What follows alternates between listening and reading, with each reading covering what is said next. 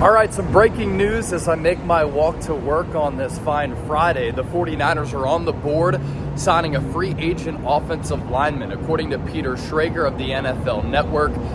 San Francisco is bringing back guard Jon Feliciano on a one-year contract. This is the 49ers report on the move, and this is why you subscribe, because regardless of where I am, when breaking news happens, I'm going to talk about it. We're going to break it down. So hit that sub button for the most informative, entertaining, insightful Niners coverage. And I think we've been crushing it throughout free agency here so far, talking about every single move and all of the buzz surrounding San Francisco. Obviously, I've been one of the leaders of the pack of San Francisco needing to address offensive line and be better in the trenches on the offensive side of the football. You think back to what has happened to this team the last 3 years against the most elite competition in the biggest of games. 2021 NFC Championship game against the Rams. Final play, Aaron Donald caused havoc, and Jimmy Garoppolo is forced to get rid of the football to JaMycal Hasty, bounces off his hands, it's picked off, and the Rams advance to the Super Bowl. In the 2022 playoff run in general, I thought the 49ers offensive line struggled against the Seahawks at times, struggled against a very stout Cowboys defensive line, and then in the NFC Championship game against the Philadelphia Eagles, offensive line was very exposed. And here in Super Bowl 58 against Kansas City, San Francisco gave up 11 quarterback pressures on Brock Purdy. He was running for his life all throughout that game in Las Vegas. 9 of those pressures were unblocked, and Chris Jones had himself a whale of a game, and Kansas City was able to draw up blitzes, but also get pressure with 4, get pressure with 5, and the Niners were a little bit leaky on the interior of that offensive line. And up to this point, San Francisco had not gotten on the board and addressed offensive line. But I don't blame them, and here's why. And I've talked about this here on the show. The offensive line market has exploded. And you look at some of the contracts that have been handed out. Robert Hunt, who I thought was a good scheme fit, very good player, very highly graded, run blocking, pass blocking, formerly of the Miami Dolphins.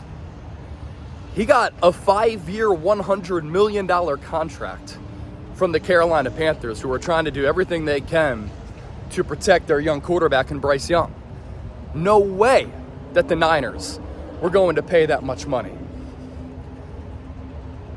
Mike Owenu, tackle guard hybrid. He's played both with New England. He got $19 million per year on a 3-year contract with the New England Patriots. Jonah Jackson of the Detroit Lions signed for $17 million per year with the Los Angeles Rams. And then the Rams investing further in the offensive line with Kevin Dotson, who got $16 million per year at right guard. Landon Dickerson with the Philadelphia Eagles signed a record-breaking contract extension for a guard.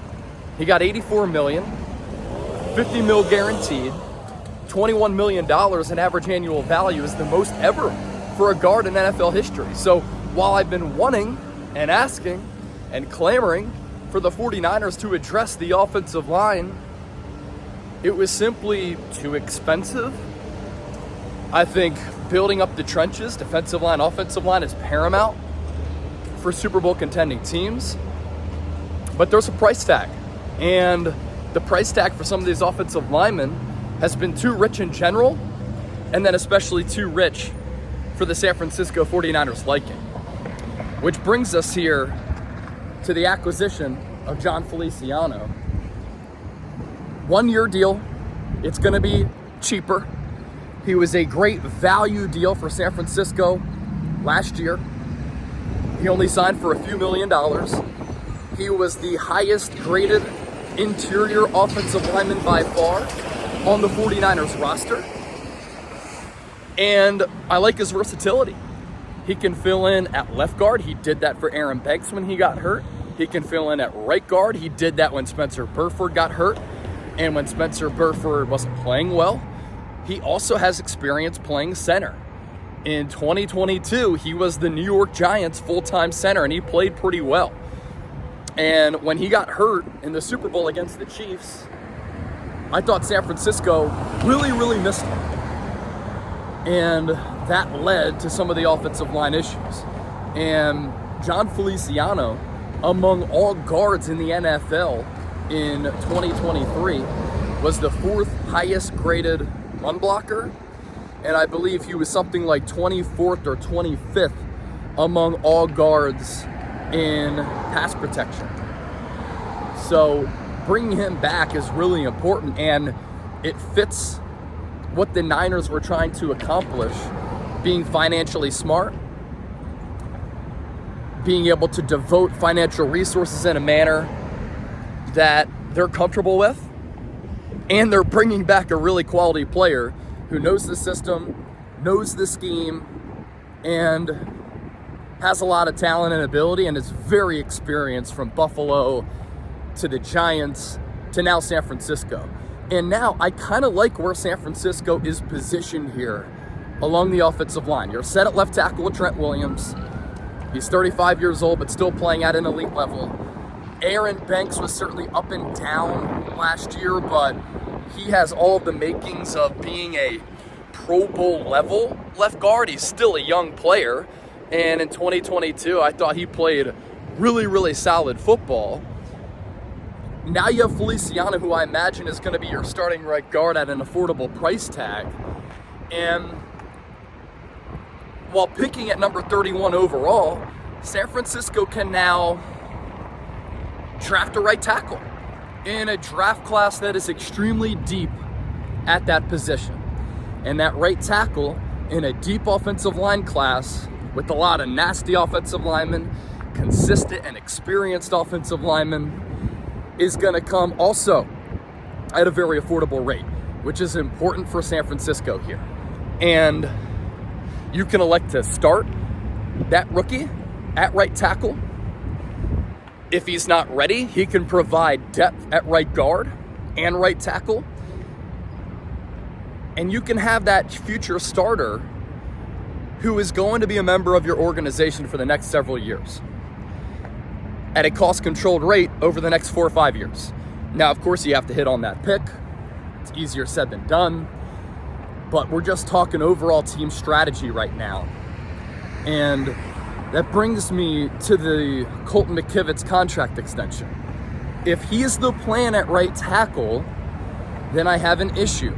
And I've said that all along. Because I think San Francisco has to stop being cheap along the offensive line. They have to prioritize it more. Because some of the best teams in football, Super Bowl champions over the last several years, have had a great offensive line. Chiefs were very sound along the offensive line. 2 years ago against the Eagles in the Super Bowl, they did not give up a sack against a team that had 70 of them and led the NFL. It's just important to be able to run block. It's important to be able to pass protect. So if Colton McKivitz is the full-time plan at right tackle, I have an issue. You know, he got that $7 million extension. 65% of that is guaranteed.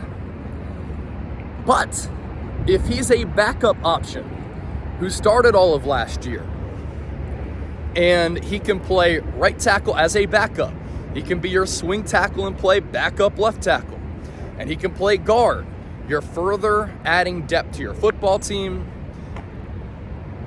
affordably and with players who have a lot of quality experience. Now, if you need Colton McKivitz to start at right tackle because that rookie is not ready, you can, of course, do that until the rookie is ready to go. I thought it was inexcusable for the Niners to not draft a single offensive lineman last year when they had offensive line issues. Now they can kind of right their wrongs a little bit. And you draft that rookie at right tackle, whether it be Kingsley Suamataia, Jordan Morgan, Amarius Mims, Graham Barton, who can play center, guard, and tackle, whoever. You're positioned now in a pretty good way. And if you don't go tackle at 31, you can go offensive lineman in the second round as well. So bringing back Jon Feliciano is a big deal. You still have Spencer Burford, who can be a backup. He's still a very young player. I like how he took accountability for going the wrong way on that critical third down in overtime and not blocking Chris Jones. But Jon Feliciano back to San Francisco here early on a Friday morning.